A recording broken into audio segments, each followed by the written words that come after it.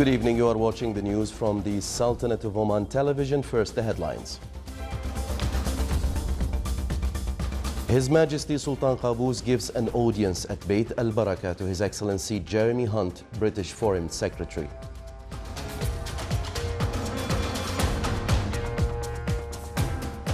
A joint declaration of friendship between the governments of the Sultanate of Oman and the United Kingdom is signed. And the Arab Health Ministers' Council discusses unifying health regulations in Arab countries and establishment of an Arab Medical Research Center.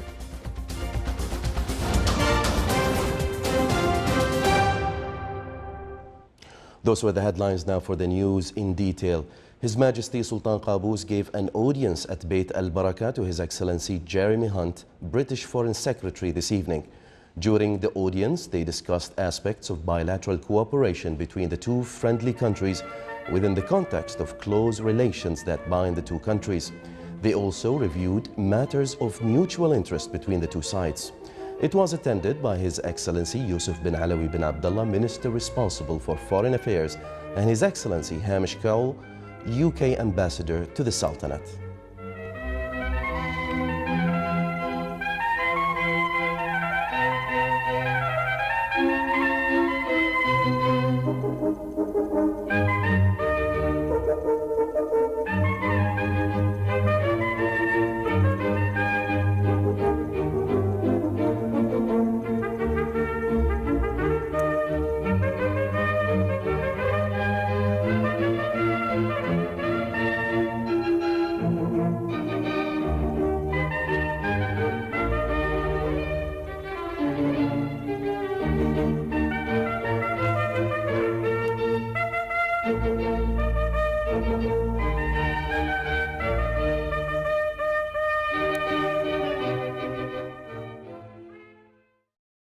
His Majesty Sultan Qaboos sends a cable of greetings to His Excellency President Milorad Dodik of Bosnia-Herzegovina on his country's Independence Day. A joint declaration of friendship between the government of the Sultanate of Oman and the government of the United Kingdom of Great Britain and Northern Ireland was signed today in Muscat. From the Omani side, it was signed by His Excellency Yusuf bin Alawi bin Abdullah, Minister responsible for Foreign Affairs, and from the British and Commonwealth side, it was signed by His Excellency Jeremy Hunt, British Foreign Secretary. A number of Omani and British officials attended the signing ceremony.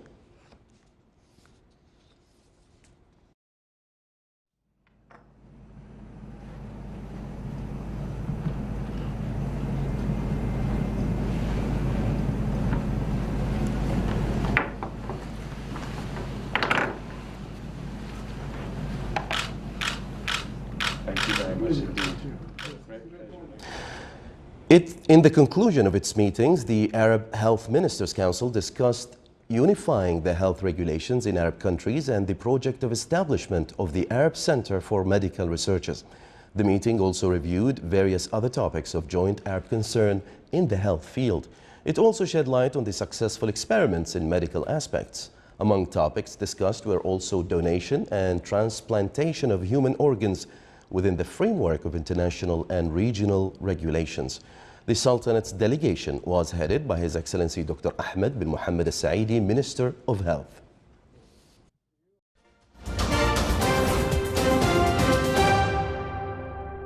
As word spread that a summit between U.S. President Donald Trump and North Korean leader Kim Jong-un was ending early in failure, some South Korean officials at a Hanoi media center watching a live feed of proceedings turned pale and made hurried calls.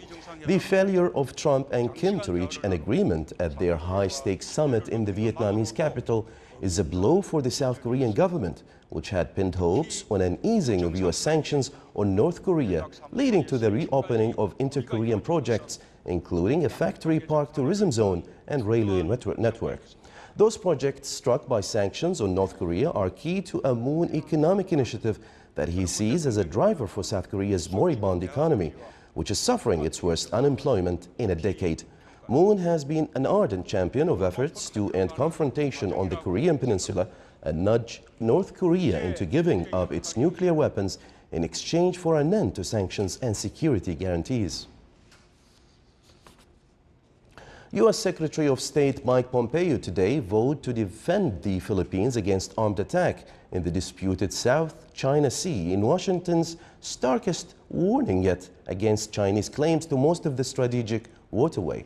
Speaking in Manila after meeting with Philippine President Rodrigo Duterte, Pompeo said Beijing's actions in waters also claimed by the Southeast Asian nation and other neighbors were a threat.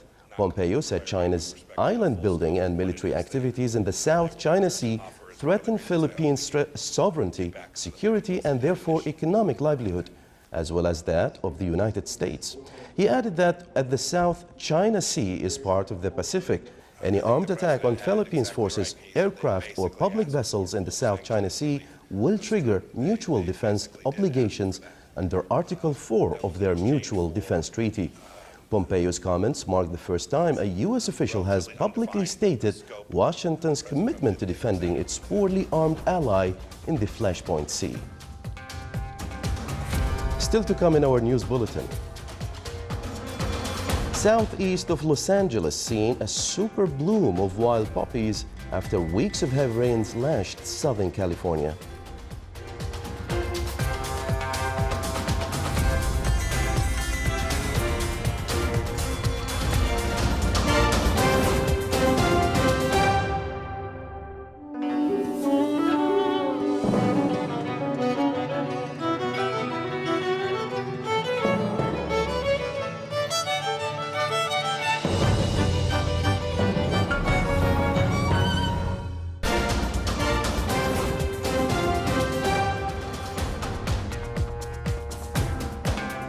Welcome back to the news from the Sultanate of Oman television. Finding solutions for challenges facing investors and businessmen in the mining field in the Governorate of Boremi was the center of discussion at the meeting of businessmen with officials in the Public Authority for Mining. The event was organized by Oman Chamber of Commerce and Industry in the Governorate of Boremi. It also dealt with facilitating and speeding up procedures. The meeting also discussed types of rocks and their uses in the governorate. It also tackled issues related to investment in the field of mining. The Public Authority for Mining also talked about its strategies and programs to utilize this important sector. In its second meeting of this year, the Municipal Council of the Governorate of Al-Dhahira discussed various proposed projects to be implemented in the governorate. These projects included asphalting and rehabilitating some roads in the wilayas of the governorate.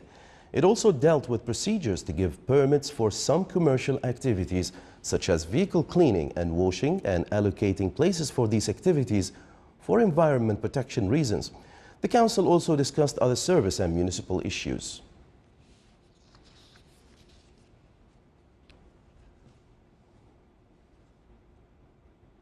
A seminar on renewable energy was organized in the wilaya of Musannaa. It stressed the importance of this type of energy and ways to invest and utilize renewable energy sources in the Sultanate. It also shed light on some applications and projects of renewable energy in the country. It came to raise awareness among school students about the topic and develop their research skills.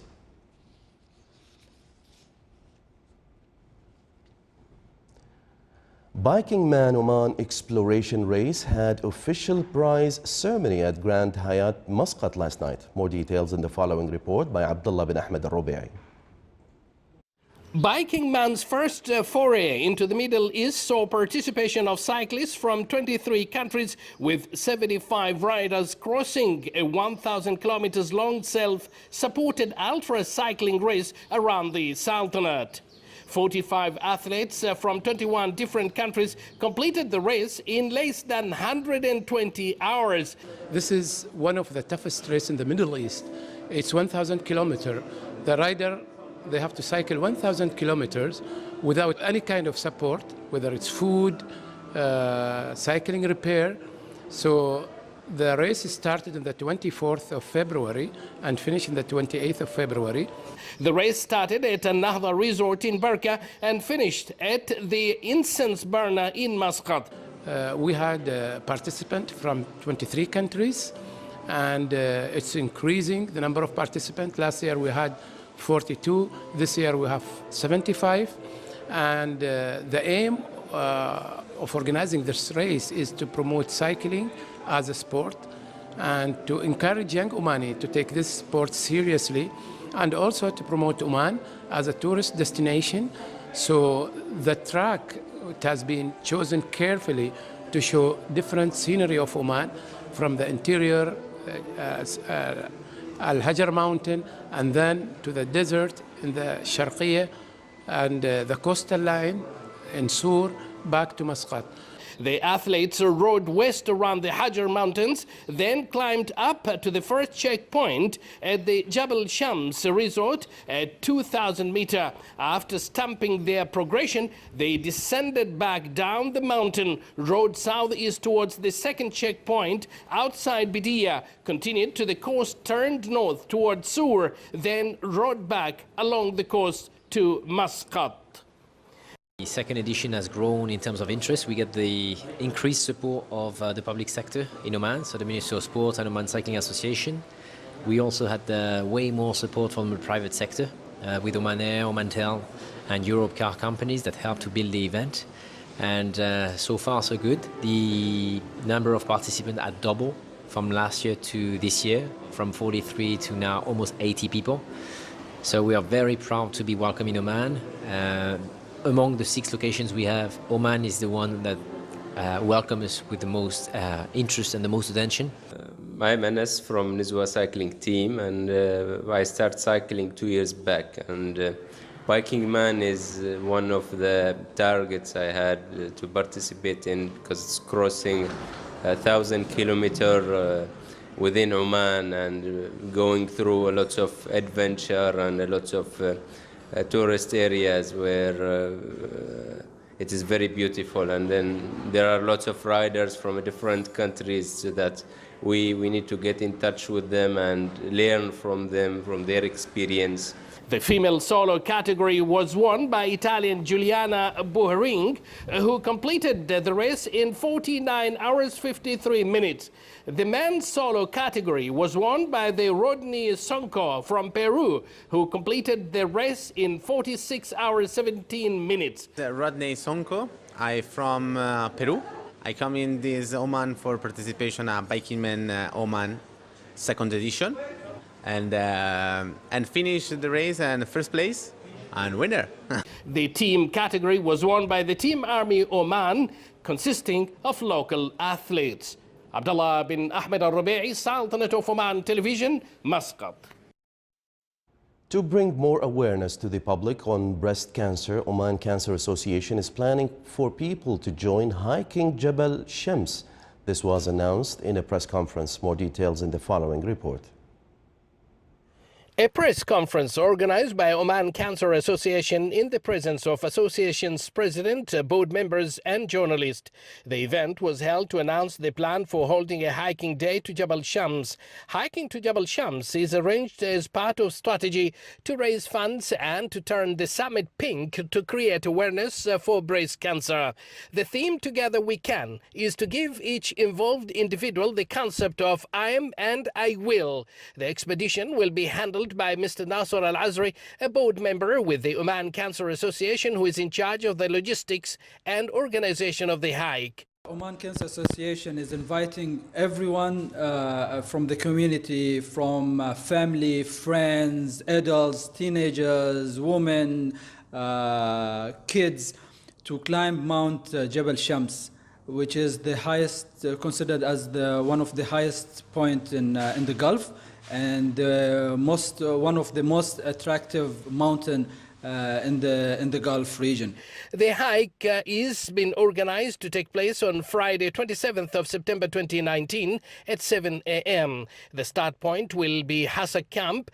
Oman Cancer Association is expecting an attendance close to 1,500 to 2,000 participants for the hike, which will involve 200 trained hikers and a safety team. The follow-up to the last Kilimanjaro hike that we have done, and I think I really appreciate that Oman Cancer Association is taking this hike locally this year, so that a lot of people from Oman and the local region areas can actually participate. And this shows Oman Cancer Association's dedication and appreciation towards the people who have actually gone last year to the Mount Kilimanjaro. I was one of them, to climb the Mount Kilimanjaro, and I feel doing it locally this year, will attract a lot of more initiatives from the local groups here, from the local companies, and a lot of health initiatives can be taken based on this. I'm Fahd Al-Abri, and I'm going to the hike with the Oman Cancer Association on the 27th of September. Every move is a bless. The hikers will wear a pink T-shirt to support breast cancer's awareness, as breast cancer is the leading cancer in women in Oman. The idea is to turn the peak of Jabal Shams pink. The funds generated from the hike will go to support Dar al-Hanan, an Oman Cancer Association project. Dar al-Hanan, a home away from home, is a project where the association supports children with cancers residing outside the capital. Abdullah bin Ahmed al-Rubi'i, Sultanate of Oman Television, Muscat.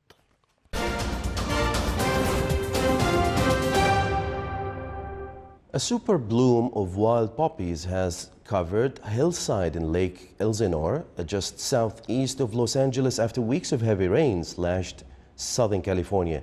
The super bloom has left hillsides in the area carpeted with golden and orange poppies, something which Lake Elsinore's Mayor Steve Manos hopes will bring tourists to the area. The golden orange poppies have created such a spectacle that commuters are pulling off nearby freeways to walk among them. The residents said they love the flowers, love the bloom and the color of it. It is pretty bright. Wildflowers bloom every spring in California, but this year's display is expected to be especially dense and widespread following weeks of heavy rain in the region.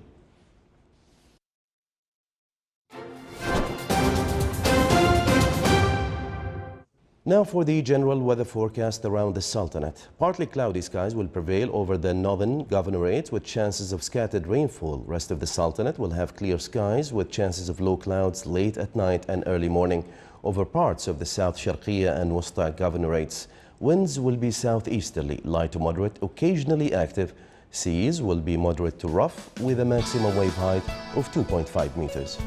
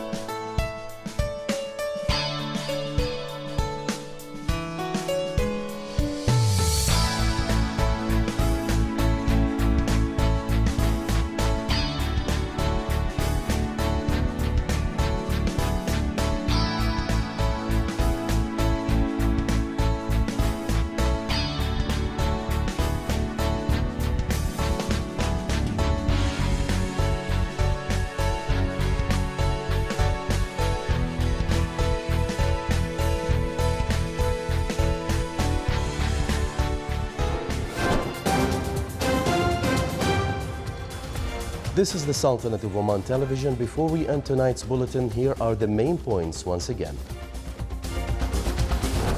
His Majesty Sultan Qaboos gives an audience at Bayt al-Baraka to His Excellency Jeremy Hunt, British Foreign Secretary.